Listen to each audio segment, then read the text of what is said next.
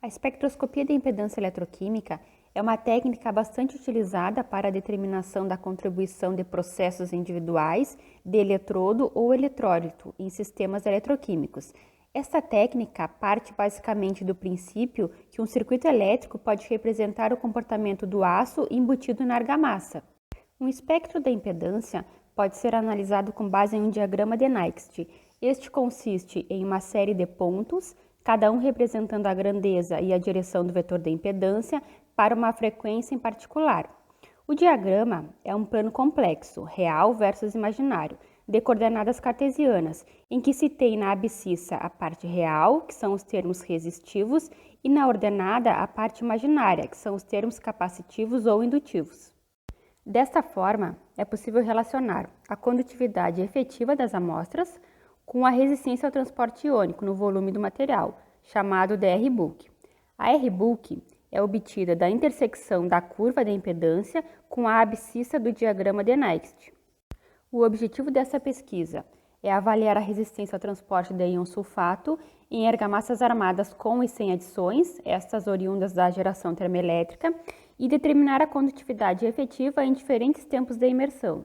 A figura 1 apresenta os materiais utilizados nessa pesquisa. Para os ensaios eletroquímicos, os corpos de prova foram armados com barras de aço de 8 mm. Visando simular uma atmosfera industrial de região carbonífera, optou-se por realizar as medidas em solução contendo 5% em massa de sulfato de sódio. A figura 3 apresenta o circuito equivalente utilizado para as medidas eletroquímicas. Os elementos do circuito consistem em 3 resistências e 2 elementos capacitivos. A figura 4 apresenta os diagramas de Nyquist em diferentes tempos. A área destacada em azul está em zoom com insert em cada diagrama. Para cada condição, indicou-se o R-book. A tabela 1 apresenta os valores da R-book, obtidos a partir dos diagramas de Nyquist, e a tabela 2, os valores de condutividade efetiva, calculados a partir da R-book.